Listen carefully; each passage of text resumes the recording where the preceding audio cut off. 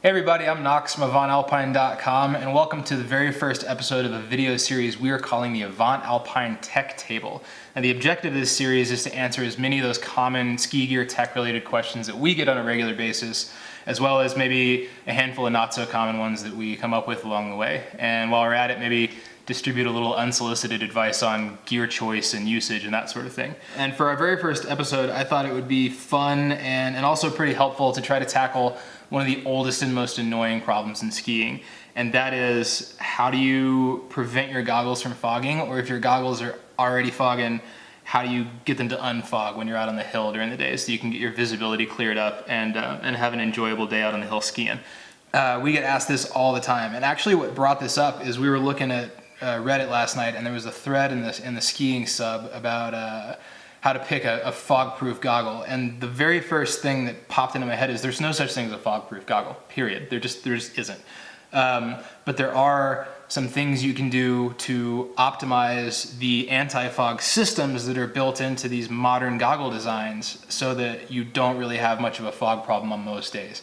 And I've kind of got a list of rules that I'm going to give you right now that I've been using for years and years, and I really just don't have goggle fog problems on 95% of my days anymore. There's a handful of days that last 5%, you might have some crazy weather that's just super humid or super wet that overwhelms the anti-fog system and even the best pair of goggles. But for the most part, if you've got a modern kind of higher end pair of goggles, this list is going to work for you. And what do I mean by that? By like a modern design pair of goggles. Right in front of me, I've got my current system. These are Smith IO variants. This is the first pair that I got maybe 3 or 4 years ago. This is a regular IO, and this is an IO 7.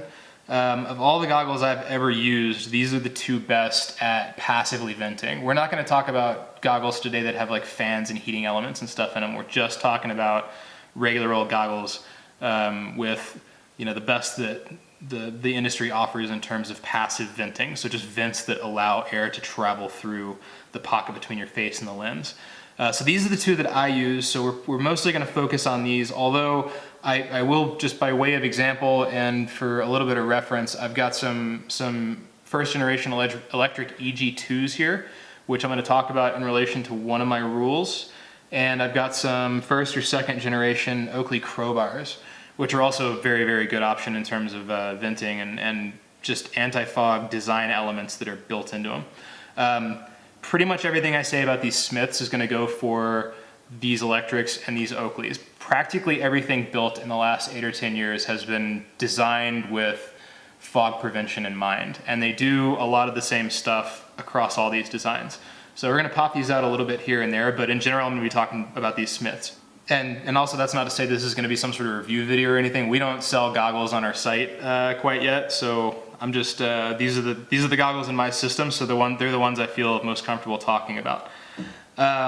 So jumping right into it, rule number 1 kind of dictates all the other rules. Every other rule on this list is pretty much just a narrowed down variation of rule number 1, and that rule is do not allow your goggles to get wet and stay wet. This is because the reason your goggles are fogging, no matter what model of goggle you have, is because there's moisture trapped somewhere in the goggle body, and then the heat coming off of you while you're out skiing is causing that moisture to vaporize, and you're getting water vapor all inside here that's condensing on the inside of your goggle lens and creating fog.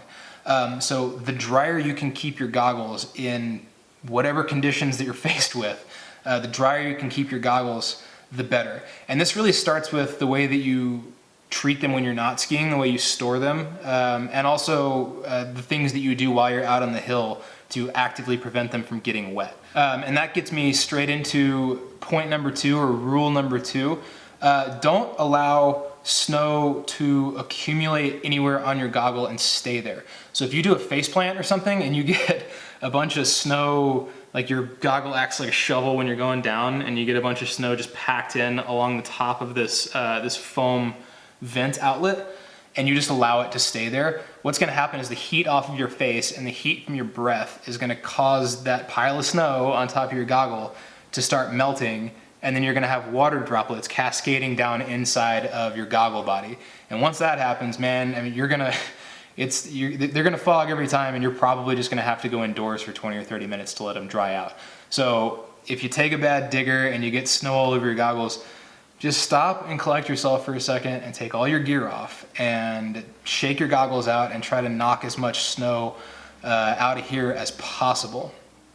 And you're probably never going to get all of it, but if you can get most of it, if there's only a little bit left over, it'll dissipate as it vaporizes. I mean, as it melts and vaporizes. And that leads us pretty naturally to rule number 3, which is if you're really having problems keeping snow out of there, and especially if you live in the Pacific Northwest or like Whistler or someplace like Utah that gets a lot of snow and you're skiing a lot of storm days, you can also get snow accumulation just from skiing in the storm that piles up along your goggles. So even if you don't go down and dig a bunch up, you can have blizzard snow just kind of pile up on there. But if you get a helmet that has a small visor on it, and you have a good fit between your helmet and goggle, and I'm going to put this on in 2 seconds and show you, that visor will give you enough of a seal to prevent snow from piling up right there, but you've still got enough of a gap that the vent can do its job. So I've actually got one of my typical systems right here, and I'm going to throw it on real quick so that you guys can kind of see how my fitment works. And this is a system that I've been running for quite some time and really have zero problems with. I like to wear my strap underneath my helmet. I don't know, that's a personal preference thing. You can get this same sort of fitment and seal running the strap over the helmet. This is just what works for me is most comfortable. This is a Burn, what are these called? This is a Burn, like one of those hard hats. It's one of the lowest profile helmets on the market with a nice little visor on it. I rarely take big hits these days, so I mostly just use this to keep branches from sticking me in the head when I'm skiing trees. All right, so as you can see, like nice tight fit right here, but there's still just enough of a slot. And you can see it a little bit better if I raise it slightly for the vents to work the way they're supposed to. And then I've still obviously got the full usage of the side vents and the bottom vents. This gets a little bit more difficult. This is why I brought out the EG2. If you've got a really large format goggle, and these EG2s are among the largest on the market, and they have been for a long time, this sort of fitment gets a little more tricky because this is such a large frame that it doesn't want to play especially nicely with a smaller visor, but it'll still get the job done. I'm getting a decent seal on that, but it's not as comfortable as my IOs are. So that's just kind of my 2 cents on the EG2 or the larger frameless or small frame goggles that are just like fighter pilot lenses. You're gonna have a little bit harder time finding your helmet that's gonna fit perfectly with these guys. All right, so I'll put the IOs back on real quick here for the purpose of demonstrating point number 4, and I've just broken it. Rule number 4 is try to avoid covering your entire face and head all the time. Even if you've got your goggles completely dry, what's going to happen when I've got my rig set up like this is when I'm just breathing normally, especially because sometimes your goggles will pinch your nose a little bit, or you'll be stopped up when you're out skiing on the hill because, I don't know, for whatever reason, cold weather makes your nose work weird. You might not be able to breathe perfectly well through your nose, so you'll end up breathing through your mouth most of the time, or at least I do. And if you're not being conscious of where that warm air is going, it's often going to direct its way straight up into your goggle and just create constant fog problems. So in general, what you want to do, as long as you're not getting ready to get frostbitten or something, if you can pull your gaiter or whatever down away from your face slightly to give you a little bit of room to breathe out of your nose and mouth and get that humidity away from your goggles, that's going to help a whole lot. And real quick, kind of a sidebar on the don't cover your whole face all the time thing, if you can avoid it. Another reason that's important is because you want to keep your body temperature as regulated as possible, or at least the temperature of the air immediately surrounding your body. So that pocket of air that's inside your jacket, that's like an extra insulating layer. If you're real hot, like you've been out skiing real hard all day and you're getting a good workout and you're pretty warm, if you're not super worried about getting cold, let it vent out, because the warmer your body is and the more warm air and humidity that's coming off of you in the form of sweat, the better environment is created for fog to form inside your goggles. Those tend to be the days when people have the worst fogging issues. Other than the days when you like stack it in and get snow all over your goggles, the days when you're out and you're kind of overheating inside your gear and you're sweating a lot and you're putting off a lot of body heat and a lot of humidity, those are the days that a lot of people have a lot of trouble with fogging. And the main thing that you can do is just open all your vents and give that humidity and that heat a way to escape that isn't directly up into your eyes and into your goggle body and that air pocket between your eyes and the lens.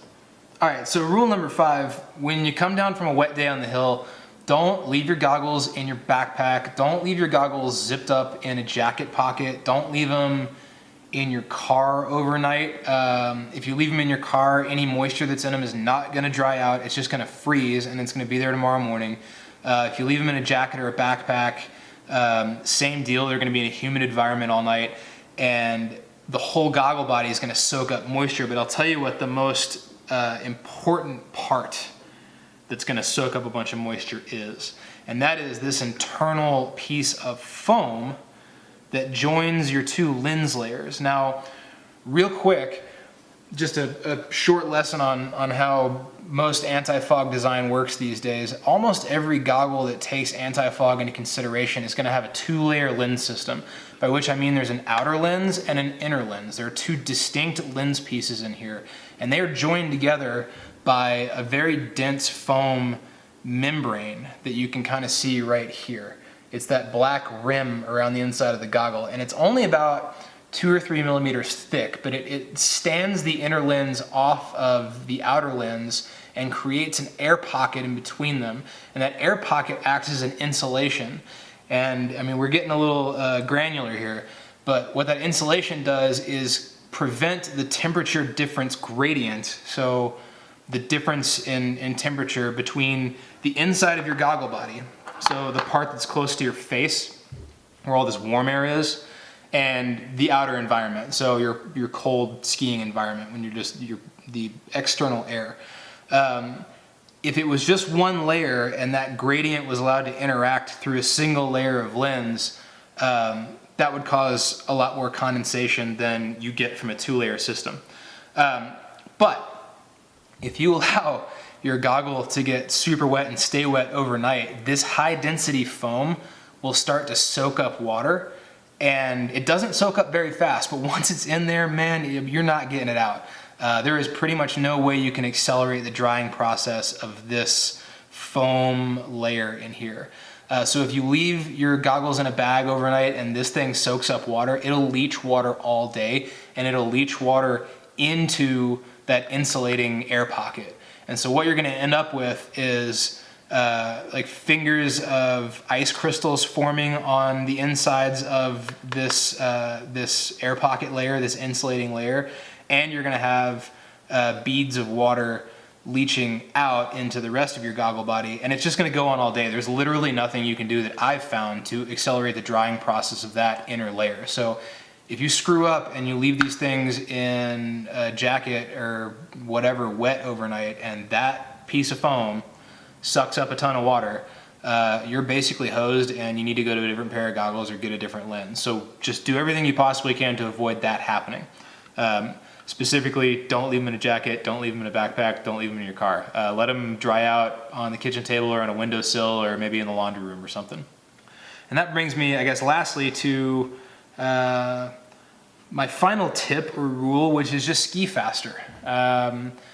Maybe not necessarily ski faster, but there are things you can do to mitigate fog once it's kind of begun happening in your goggles. And one of those things is to just move air past your goggles and past your goggle vents as fast as possible, and really get as much air in and around that interior pocket inside your goggle body, the one that's closer to your face, so that it's moving, the exterior cooler air is pushing out that warmer humid air. And there are a few different ways you can accomplish that. Like I said, Going faster is one. If you're a confident skier on blues, blacks, whatever, and you feel like you can point it and get a little bit of speed here and there, that's one of the easiest ways to clear your goggles out, is just get some rushing air past your face. I'm gonna throw this dude back on. So if you're on a ski lift or something and you're incapable of gaining a lot of speed, the main thing I do is just lift the goggles away from your face. Just pull them away from your face a little bit and hold them there for a solid minute or two. And that'll allow the cold outside air to rush in and take away a lot of that humid, warmer air that's closer to your face and causing fog to build up. So anyway, that about does it for my rules on keeping your goggles from fogging all the time when you're out skiing on the hill. Like I said, I don't believe that there's such thing as a truly fog-proof goggle. Maybe some of those active venting goggles out there are pretty good for some people. I've never really liked them all that much for a few different reasons that I won't go into right now, but I like a passive vent goggle, and I kind of follow those rules all the time, and I rarely ever have a fogging issue. Like I said before, those tips are really good for about 95% of your days, and you're still gonna have maybe 5% where you're not going to be able to stop your goggles from fogging no matter what you do. And that's more or less on those days when you've got a really wet storm coming down, be it in the form of a blizzard. If you're skiing in the rain, I skied in the rain on the East Coast and the West Coast. Actually, I've skied in the rain.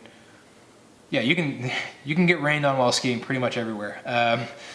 If it's raining, your system's just going to get overwhelmed. You're going to get a lot of water everywhere pretty much immediately, and you're not going to have an adequate or a good chance to dry everything out adequately, probably at all. So if you're skiing in the rain, you basically just put it on a timer and say, I got about 2 or 3 hours before I'm soaking wet and all my gear is not working right, and it's just going to be too miserable to stay out here. But most of the rest of the time, in your typical average skiing conditions, if you stick to this list, you're not going to have fog issues almost at all. And if you do start having them, you should be able to mitigate them pretty quickly.